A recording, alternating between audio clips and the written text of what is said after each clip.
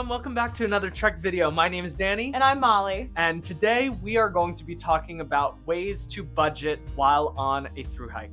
We know everyone's prepping for their thru hike right now. Some people are going to be leaving in like a month to a month and a half. Crazy. So let's talk about ways that you can budget while you're on the trail because it's super important. So we're going to break this down into 5 specific categories, starting with accommodation and resupply. Then we got food, transportation, and gear. So let's get started. So while you're thru hiking, all of your money is going to be spent in town. So these tips and tricks are going to be helping you get in and out of town with the best budget possible. So let's jump into our first topic, which is going to be accommodations. There's a lot of different options that you can go with when you're going in and out of town, from staying in town to staying out on trail. Obviously, the cheapest accommodation is no accommodation, and that's by getting in and out of town. But on days where you want a Nero or you want a Zero, that's not really possible.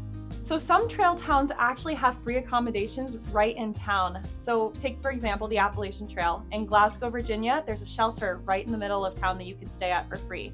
And on the PCT, there's one in Etna. There's a park you can camp at. Other great resources for free accommodation are a lot of times churches do donation-based stays, as well as trail angels love to welcome you into their homes. There's actually a really great resource called trailangellist.org that's not just for the major 3 trails, but for other small trails as well. I definitely recommend checking that out. We'll link it down in the description below. Yeah. Now, if you do plan on staying in a more private accommodation, the cheapest options for that would be either staying in a hostel or splitting the cost of a hotel or a motel room with other people that are thru hiking. The beauty of trail is everyone's trying to pinch pennies along the way, so there's always people to split hotel rooms with, even if you're hiking alone. So our last tip for accommodations is to make your Nero feel like an actual Zero. Yeah. And what we did a lot of time on trail is we camp as close to the trailhead as possible, sometimes at the trailhead if you could, and just hitch into town, spend the whole day in town, get to that hotel room as early as possible, and then head out the next day. Be respectful of the hospitality workers though, because I feel like there were a lot of times that we showed up at 9 a.m. wanting to check into our room. So just be mindful of them. Call ahead. So let's dive into our next big topic, resupply. Resupplies are super important in town because they're your food for out on trail, and you can end up spending a lot of money if you're not careful. So our first suggestion is to plan out some mail drops where you're going to send resupply boxes.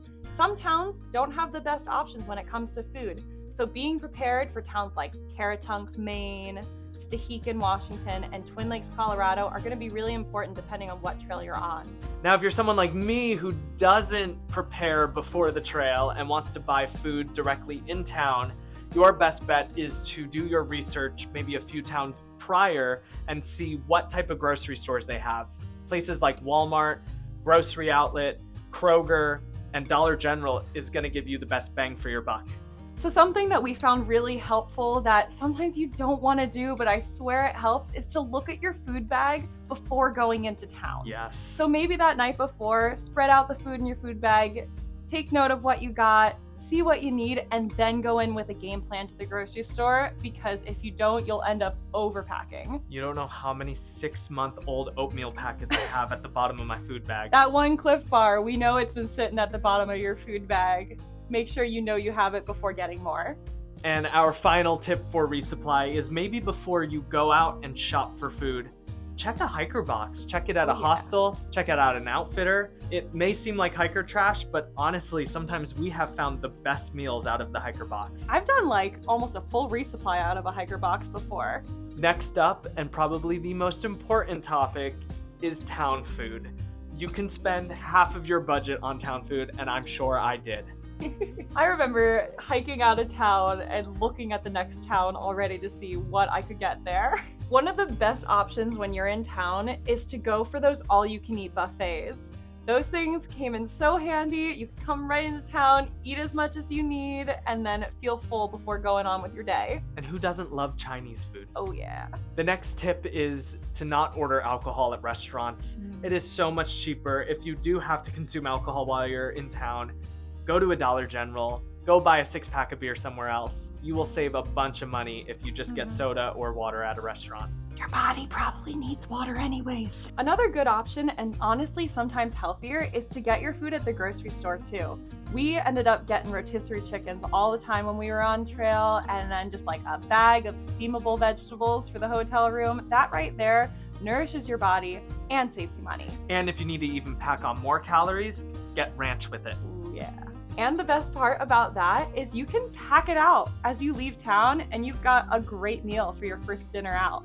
Another great tip, since we live in the 21st century and have technology, is download fast food apps like McDonald's, Subway. They have deals, they have rewards. Take advantage of them. And our last suggestion, if you're going to be staying in town, choose a place that's got free breakfast. Yes. Tons of hostels do it, tons of hotels do it, and it's a great option so you don't have to be thinking about that meal going out of town. Our next big topic is going to be transportation. So we suggest, first off, try hitchhiking. A lot of these towns have locals who know about the trail community and will even offer to pick you up before you even stick out your thumb. And it may seem daunting, but honestly, the experiences and the people that you meet while hitchhiking, sometimes the best part of trail. You get the best stories. If hitchhiking is a bit too daunting and you want to call a shuttle, our recommendation would be splitting that shuttle with as many hikers as you can. Sometimes it's unavoidable. Sometimes you get to a trailhead and there's just not an option, or there's no cars coming through. We also would suggest, if you're gonna hitchhike, do it at a time of day before it's too dark or when you know a lot of cars are going to be coming through. Now that there's an infrastructure built around the Triple Crown, there are so many accommodations along those 3 trails that offer free shuttle pickups and drop-offs at the trailhead. So do your research, check out the towns ahead of you, and go on far out. Sometimes they'll even shuttle you to the grocery store. Yeah. It's great. Our last tip is pick a trail town that's walkable. Yes. Some towns you really can't walk around and you have to call for an Uber or you have to rely on shuttles. If you pick a town where everything's close together, or pick your accommodation where it's right next to the grocery store, it'll save you a few bucks. The last thing you want to do on your day off is walk more. And the final topic we're going to be talking about is actually going to help you pre-thru-hike, and that is going to be gear. You can go down such a rabbit hole when it comes to gear. The possibilities are endless. So let's help you weed through some of it. The place that you're going to find the best deal for gear that's not Facebook Marketplace is going to be the REI garage sales. Also, if you're a member of REI, there are many promotional deals and sales that allow those members to have even better deals on their gear. I also think Facebook Marketplace and some of the used gear resale Facebook pages are really helpful. I've gotten stuff off of there and it's been great. Another thing that you can do is, if you have the forethought to do this, you can do some Black Friday shopping and Cyber Monday deals. That's how we got our packs for our first thru-hike. Oh yeah.